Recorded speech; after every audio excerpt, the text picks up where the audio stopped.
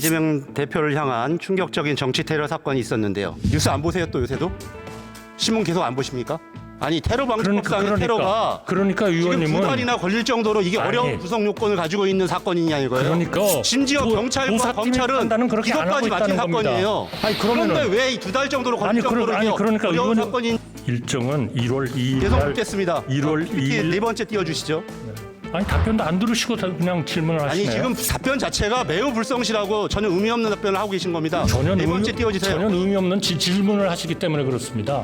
총리는 제가 아마 여러 차례 우리 윤석열 대통령의 하나의식 카르텔에 대해서 얘기한 바 지금 무슨 카르텔이라고 그러셨습니까? 출신이고 서울대 동문이고 왜 남자들만 있는지 인사라는 국회가 그렇게 우습습니까? 아니 조금 질문이 너무 나가시는 거 아니에요? 질문이 너무 나간 게 아니라 제가 저렇게 지적을 하고 있고 많은 언론에 비판을 하는데 아 제가 한 번도 의원님을 우습게 본 적이 없는데 왜 우습게 본다고 그러죠? 국회의 목소리를 대변하고 있는데 하나도 개선된 사항이 없으면 우습게 보는 거 아닙니까?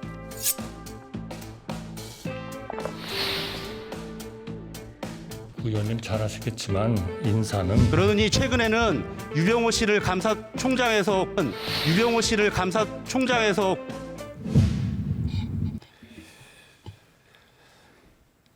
예, 총리님은 지금 우리 테러방지법상 국가테러대책위원회 위원장 맞으시죠? 네 그렇습니다.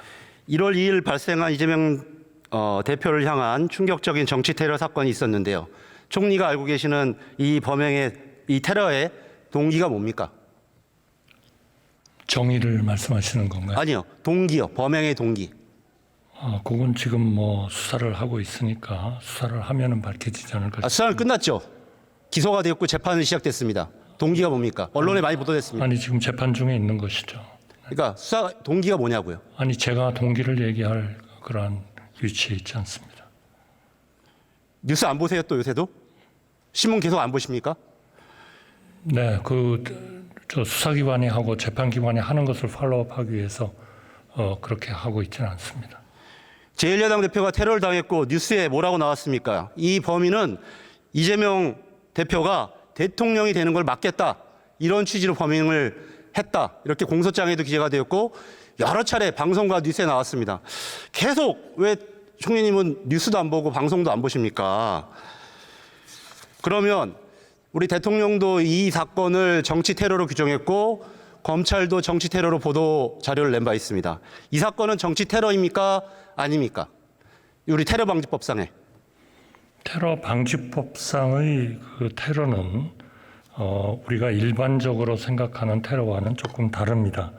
테러 방지법에는 국가 등의 권한 행사를 방해하거나 의무 없는 일을 하게 할 목적 또는 공중을 협박할 목적으로 살인, 상해 등의 행위 이렇게 되어 있거든요. 그래서 저도 물론 저 이재명 대표님 그 사건에 대해서 정말 놀랬고 그래서 정치인의 테러는 민주주의 근간을 흔드는 심각한 범죄 행위로서 절대 용납할 수 없다. 이렇게 제가 긴급 지시까지도 했습니다. 요때의 테러는 일반적인 의미의 테러이고 지금 의원님께서 궁금해하시는 이것이 테러 방지법에 의한 테러냐 하는 것은 지금 그 대테러 합동조사팀이 테러 여부를 판단하기 위해서 지금 그 검토를 하고 있다는 말씀을 드리겠습니다. 이거 1월 달에 행안위에서도 그렇게 답변하셨는데 아직도 결론 안 냈습니까? 아직 총리가 위원장님이시잖아요. 이거 1월 달에 발생했고 1월 달에 행안위 질문에도 똑같이 답변했어요. 네. 근데 아직도 결론은 안 냈어요? 그러니까 지금 해외 사례, 사법부 결정 등등을 좀 총리님, 판단해서 이 법이 시행된 2016년 이후에 정치적인 동기를 가지고 야당 대표를 이렇게 또는 주요 정치인을 대한민국의 주요 지도자를 범행한 그런 테러가 또 있었습니까? 그러니까요. 일반적인 테러로서는 저희가 이해를 하지만 테러 방지법에서 얘기하는 테러인지는 그거는 판단을 하고 검토를 해봐야 아니 이게 2달 정도에 관련된 정도로 이렇게 어려운 법입니까? 아시는 것처럼 우리 헌법은 정당 제도를 보호하고 있고 이재명 대표는 제1야당의 대표입니다. 그렇기 때문에 여기서 말하는 국가의 이 범위 안에도 입법권을 행사하고 있는 국회의원이자 야당 대표를 당연히 이 정의 규정에도 포함할 수도 있고요. 또 공중을 위협할 목적이라는 저런 구성 요건에도 해당할 수 있다고 충분히 볼 수 있습니다. 우리 정부에서 왜 이 문제를 테러를 규정하는데 이렇게 주저하십니까? 전부 다 일반적인 의미의 테러라고 그래가지고 걱정했고 쇼크를 받았고 그런 일이 다시 생겨서는 안 된다 하는 그러한 입장을 명백히 했지 않습니까? 아니 테러 방지법상의 테러가 그러니까 지금 의원님은 2달이나 걸릴 정도로 이게 아니, 어려운 구성 요건을 가지고 있는 사건이냐 이거예요. 그러니까 의원님은 이거를 테러 방지법에 의한 테러냐고 물으시니까 예. 그거는 대테러 합동조사팀이 그렇게 해외 하고 사례 있어요?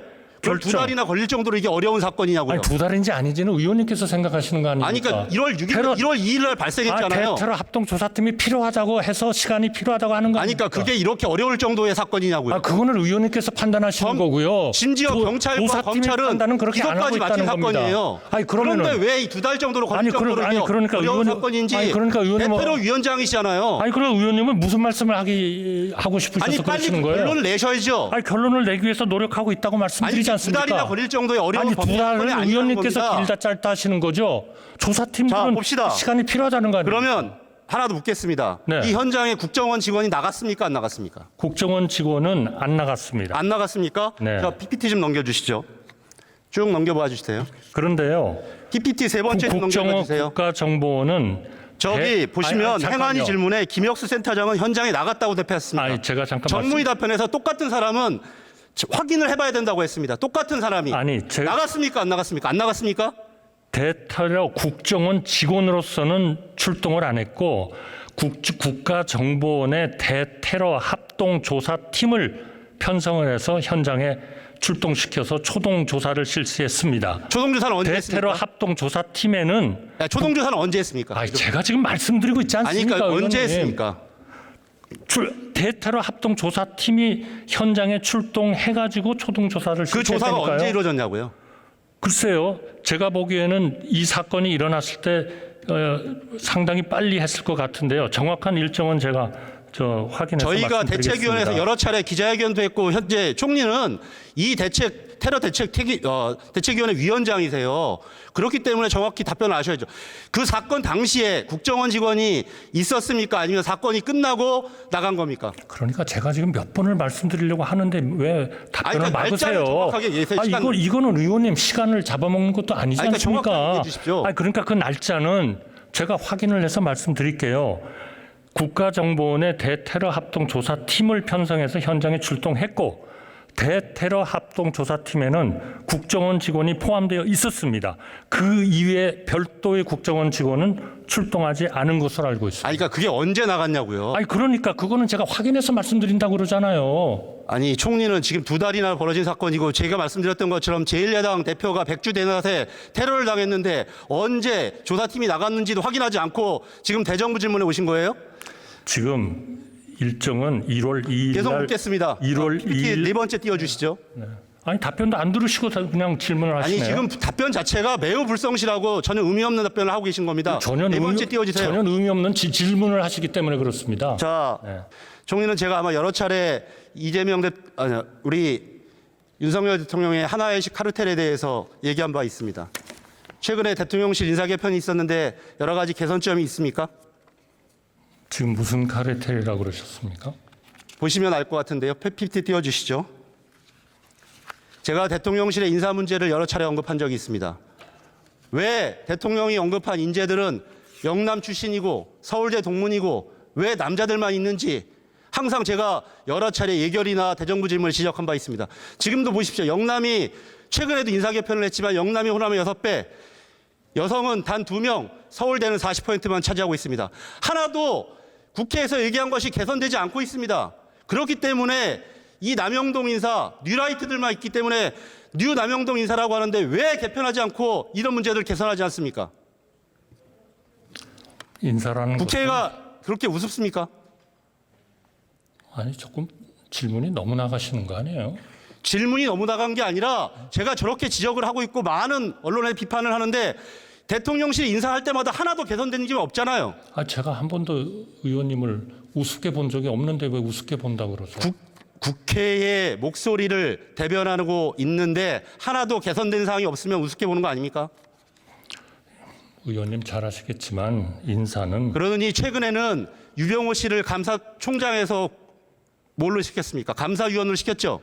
그리고 또 답변 안 심지어 사면도 안 된 사람을 공천시청을 했습니다. 그리고 공천을 주겠다고 경선 후보자로 올렸습니다. 이게 바로 윤석열식 카르텔 인사입니다. 정말 시간이 있으면 다시 한번 말씀드리고 싶지만 또 중요한 문제가 있기 때문에 여기서 마치도록 하겠습니다. 반드시 이번 문제는 4월 10일 총선을 통해서 저는 심판받을 거라고 생각합니다. 총리 들어가십시오.